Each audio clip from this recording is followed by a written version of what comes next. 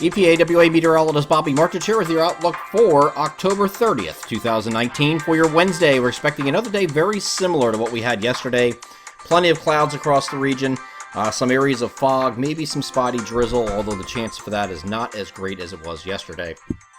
So some areas will see some spotty or patchy drizzle, but I think generally just overcast today and no rain for most of you until we get to this evening. You have this system down here to our southwest that's going to bring periods of rain. It is going to be a warm front initially that's going to move through, and the head of that warm front moving eastward is going to be some showers. That's going to come through during the course of the evening this evening, and it's going to continue at times overnight, going right into Thursday morning. There might be a little bit of a lull in here for some places, so if you do have some trick-or-treat plans for the kids in the evening, whether you have your own kids or you're handing out candy to some of the kids in the neighborhood, some of you will be able to get by with just a lull period. We'll see.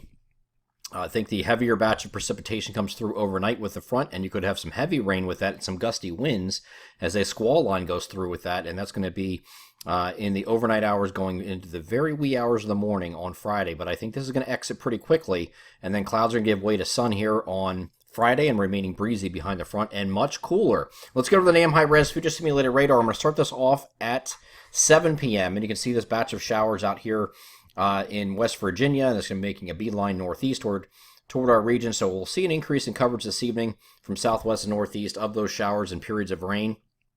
And that's going to go, this is now looking at midnight. This is going to the wee hours of the morning. So here's 4 a.m., 5, 6, 7. And then we do see a little bit of a lull in here, at least in the NAM. And there might not be a constant thing here. So this is looking at late morning.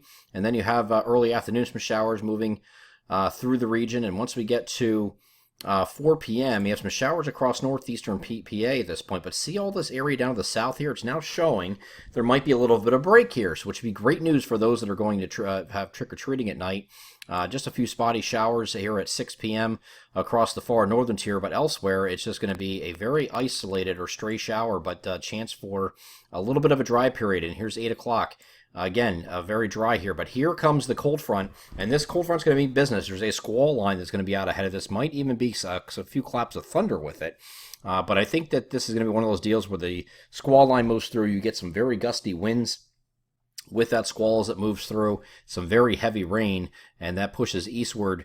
And this is looking at 10 p.m. Here is 11. Here is midnight. Now, this is Thursday night, midnight.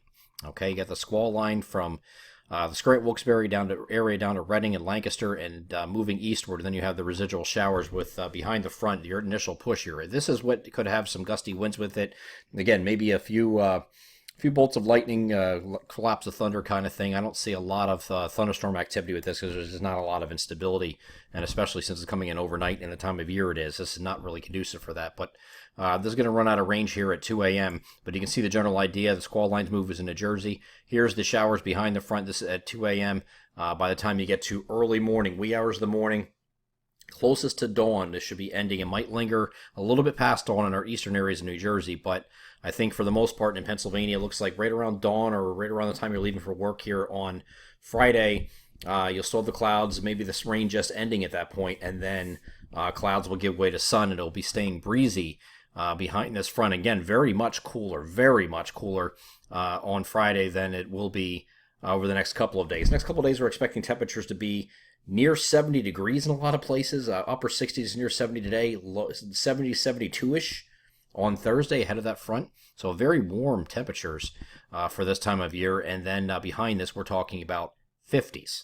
Okay, so once we get into Saturday and Sunday, Saturday is 50, 52-ish for highs, and same thing here for on Sunday. Actually might be a tad cooler on Sunday, but I do think areas that have not received a freeze yet have a much better chance of that here Sunday night and Monday morning. I talked about in the last video here where we might even have some hard freezes in a lot of areas, as our central areas and points north and west could see a hard freeze here on Sunday night into Monday, actually early Monday morning. And then we're going to see a little bit of a moderation here on Tuesday. Clouds are going to increase, and we'll have some showers heading in towards evening. This is all because of a cold front moving toward a region. This is a reinforcing front that's sitting back here. It's going to come through on Wednesday, but you're going to have some showers in advance of that. So you have a southwesterly wind flow. Temperatures will get in the upper 50s and near 60. It'll warm up a little bit just for one day, because behind here is reinforcing cold air that's going to dive in behind this cold front once it moves through on Wednesday of next week. So mostly, for the most part, the pattern of going forward is going to be a slightly below average temperature pattern. We will have ahead of any cold fronts that are coming through. We have a one-day warm-up, if you will. Not really warm, but warmer. And then once the cold front goes through, it goes right back down to slightly below average temperatures. That looks like it's going to be a recurring theme for much of the first 2 weeks of November. I'm EPAWA meteorologist Bobby Martich. That is your outlook for October 30th, 2019. Have a great Wednesday.